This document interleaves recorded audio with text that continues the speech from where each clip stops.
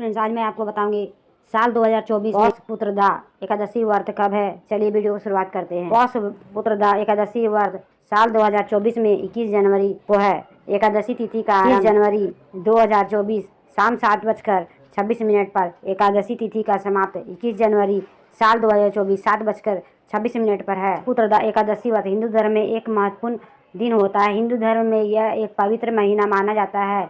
यह व्रत पौष माह की शुक्ल पक्ष की एकादशी को रखा जाता है। यह दिन पूर्णतया भगवान विष्णु को समर्पित होता है और इस दिन भगवान विष्णु की पूजा का विधान होता है। पुत्रदा एकादशी के नाम से ज्ञात होता है। एकादशी जो पुत्र को दाता है।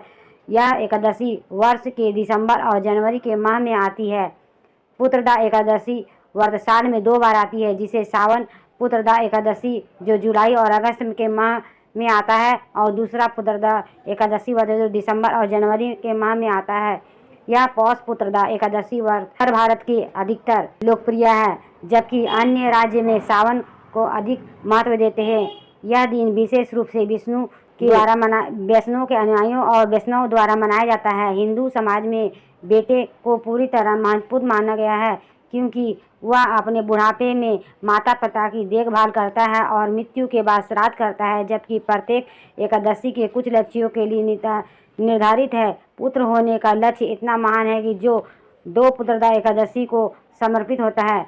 व्रत की विधि: जो महिलाएं पुत्र की इच्छा रखती है वे पुत्रदा एकादशी व्रत और विष्णु की से प्रार्थना करती है कि पति पत्नी भी अपने बच्चों की भलाई के लिए विष्णु जी की पूजा करते हैं और इस दिन अनाज सेम और अनाज के कुछ सब्जियों और मसालों से परहेज किया जाता है। इस व्रत को पूरे दिन उपवास रखा जाता है। शाम को भगवान विष्णु की पूजा करनी चाहिए और कथा पढ़नी चाहिए।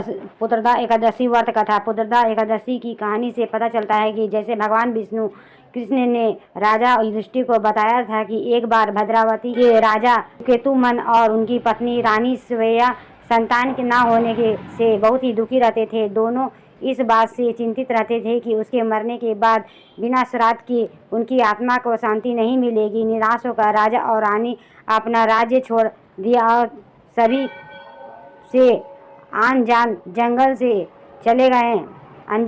में चले गए। कई दिनों तक जंगल में भटकने के बाद केतुमन पुत्रदा एकादशी पर मानसरोवर झील के किनारे कुछ ऋषियों के आश्रम में पहुंचे। ऋषियों ने खुलासा किया कि वे 10 दिव्य विश्व देव हैं।